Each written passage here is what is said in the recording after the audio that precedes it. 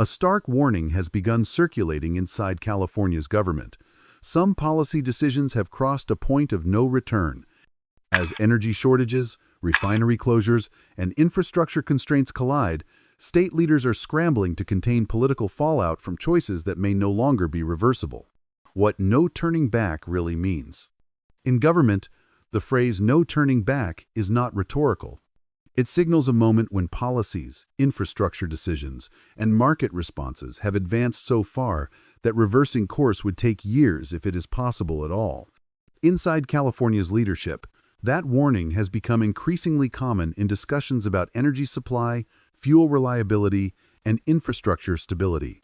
It has also exposed deep internal tension between long-term climate goals and short-term economic and energy realities.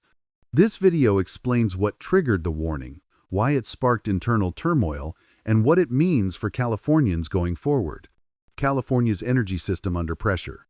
California operates one of the most complex and isolated energy systems in the United States. Unlike other regions, the state relies heavily on in-state oil refining, specialized fuel blends, and limited pipeline connectivity. Over the past 2 years, this system has come under mounting strain. Multiple major refineries have announced closures or conversions. Fuel supply margins have tightened significantly. Replacement fuel increasingly depends on imports from outside the region. Infrastructure upgrades lag behind policy ambitions. Energy officials have repeatedly warned that California's fuel system no longer has the redundancy it once did. Each closure increases vulnerability to price spikes, shortages, and cascading disruptions. According to the California Energy Commission, the state has already lost a substantial share of its refining capacity compared to historical levels, leaving fewer buffers against unexpected outages. What triggered the no turning back warning? The warning emerged during internal and public discussions surrounding confirmed refinery shutdowns, rising import dependence, and regulatory timelines that cannot easily be paused. Industry analysts, energy regulators, and some lawmakers have privately acknowledged a sobering reality. Once refineries shut down, they do not come back. Refineries are not light switches. Restarting or rebuilding them requires billions of dollars in capital, years of permitting and environmental review, long-term regulatory certainty, investor confidence that no longer exists in California's refining sector. When senior officials say there is no turning back, they are acknowledging that the physical and financial infrastructure supporting California's fuel system is permanently shrinking. That realization has sent shockwaves through state leadership. Internal friction inside California's government. Publicly, California's leadership presents a unified front. Privately, energy policy has become one of the most contentious internal debates in Sacramento.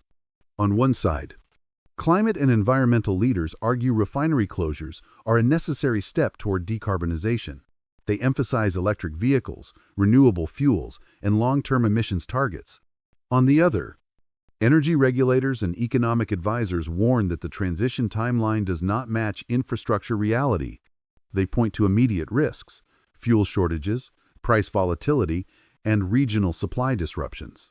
The result is internal chaos, not in the sense of disorder, but in conflicting priorities colliding without a clear resolution. Governor Gavin Newsom's administration has been forced into repeated clarification efforts, attempting to reassure the public that energy reliability will be maintained even as supply capacity declines. Why the warning caused political damage control? The phrase, no turning back, is politically dangerous because it implies a loss of control, an admission that policy outcomes are locked in, limited options if consequences worsen. Once the public begins to believe that shortages or price spikes are inevitable, confidence erodes rapidly. This has forced state leaders into damage control mode, emphasizing emergency planning, fuel import flexibility, regulatory adjustments, temporary relief measures. But behind closed doors, officials understand that emergency tools are not long-term solutions. They are stopgaps. The real risk, a fragile supply chain. California's gasoline market is uniquely fragile for 3 reasons. 1. Specialized fuel requirements. California mandates a custom gasoline blend that few refineries outside the state can produce. That limits emergency sourcing options. 2. Geographic isolation. There are no major pipelines connecting California to Gulf Coast refining hubs. Fuel must arrive by ship or rail, both slow and expensive. 3. Market concentration. A small number of remaining refineries now control most in-state supply. Any disruption, planned or unplanned, has outsized impact. Energy analysts warn that once capacity drops below a certain threshold, price volatility becomes structural, not temporary. That is the point insiders are referring to when they say there is no turning back. Why this sparks chaos at the top. Leadership chaos does not mean panic, it means decision paralysis. State leaders face impossible trade-offs. Loosen regulations to preserve fuel supply and face backlash from environmental groups. Maintain strict policies and risk price spikes, shortages, and political fallout. Neither option is politically clean. Internal debates intensify because the consequences of being wrong are severe. $7, $8, gasoline. Regional supply emergencies. Economic damage to working-class households. Loss of public trust. Once refineries close, leaders cannot simply reverse course and rebuild capacity in time to avoid these outcomes. The public is already feeling the effects. Even before the most severe impacts arrive, warning signs are visible. Increased price volatility at the pump, supply disruptions during refinery maintenance or weather events, growing reliance on imports, rising costs for transportation, food, and goods. Energy costs ripple through the economy. Fuel prices affect grocery distribution, construction, agriculture, emergency services, small businesses. This is why internal warnings carry so much weight. Leaders understand that energy instability undermines every other policy goal. Why official messaging remains carefully controlled. You will not hear state leaders publicly say no turning back. Instead, messaging focuses on managing the transition, ensuring reliability, building resilience, temporary market pressures. Behind the scenes, however, planning documents and internal discussions reflect a more sober tone. The system is shrinking faster than alternatives are coming online. That disconnect between public reassurance and private concern fuels internal tension and political chaos. What happens next? California's leadership now faces a narrowing set of options. Accelerate alternative fuel infrastructure faster than ever attempted. Increase fuel imports and absorb higher costs.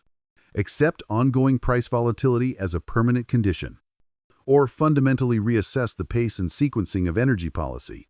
Each path carries political risk. What is clear is this: once major infrastructure disappears, policy flexibility disappears with it. Why this moment matters. The no turning back warning is not about ideology. It is about physics, infrastructure, and timelines. California's leaders are grappling with the reality that some decisions once implemented cannot be undone quickly enough to prevent real-world consequences. The chaos unfolding inside leadership circles reflects that realization.